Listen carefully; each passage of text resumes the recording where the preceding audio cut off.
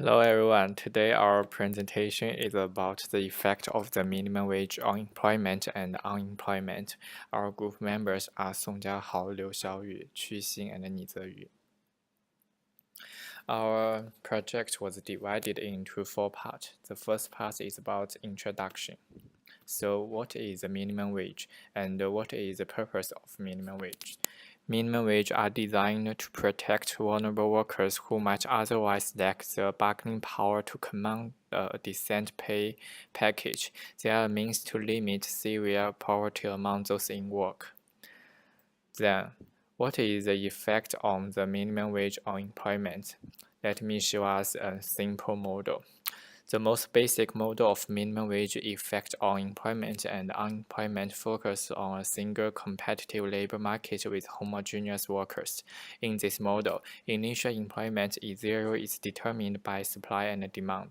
Once the minimum wage is introduced, employment falls to EM, the level demanded at wage WM.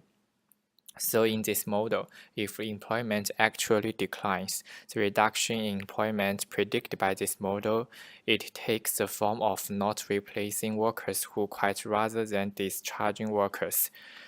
While if in the real world, the employment increase, the reduction in the employment predicted is take the form of a lower rate of employment growth rather than actual decline in the number of employed.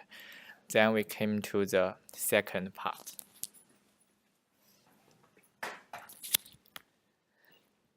The second part is about the case analysis.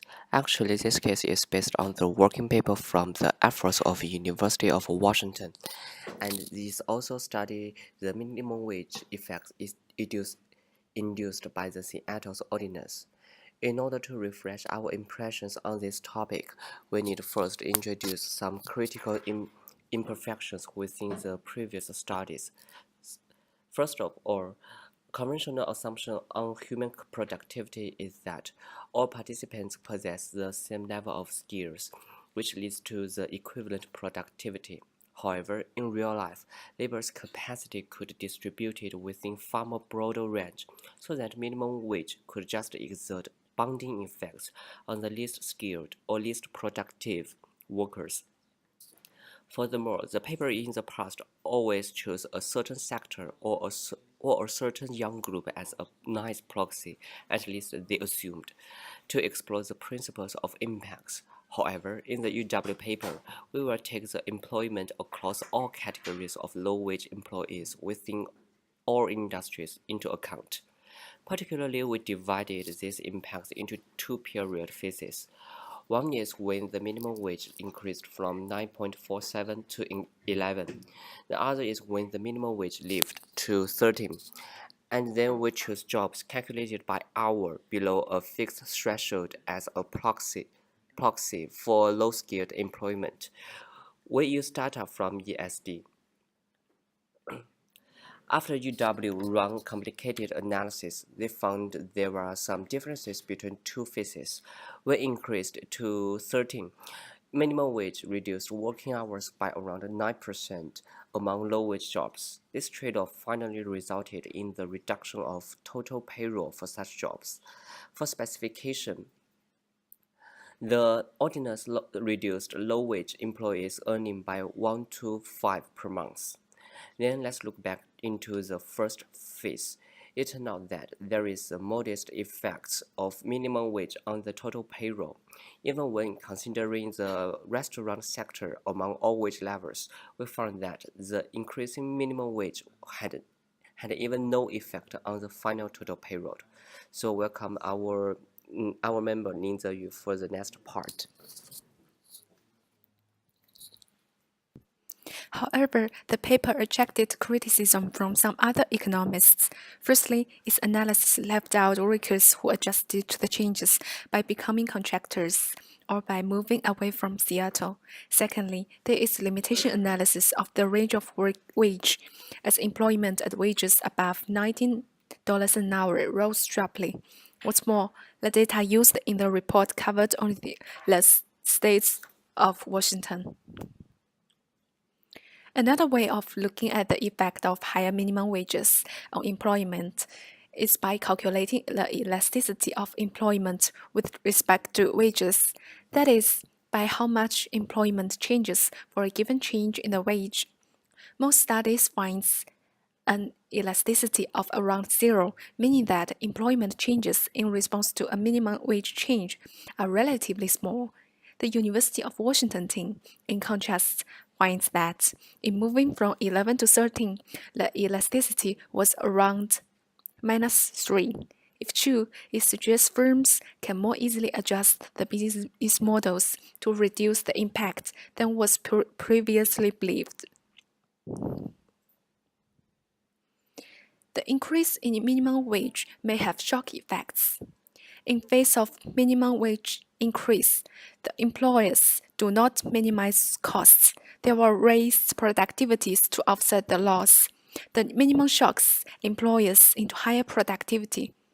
Such a shock effect may reduce employment, but is unlikely to eliminate it.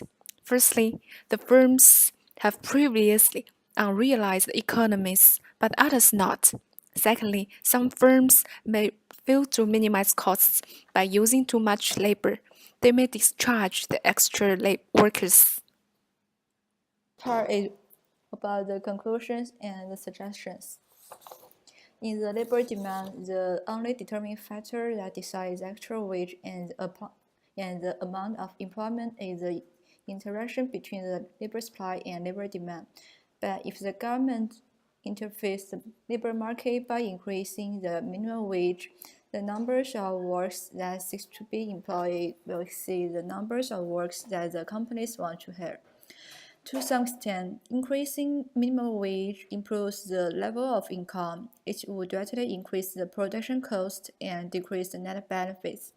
And then the company is willing to decrease the labor demand and use other machines to deal with the problem.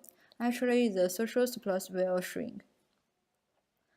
The key solution to the problem is to seek the balance between minimum wage and the rate of employment.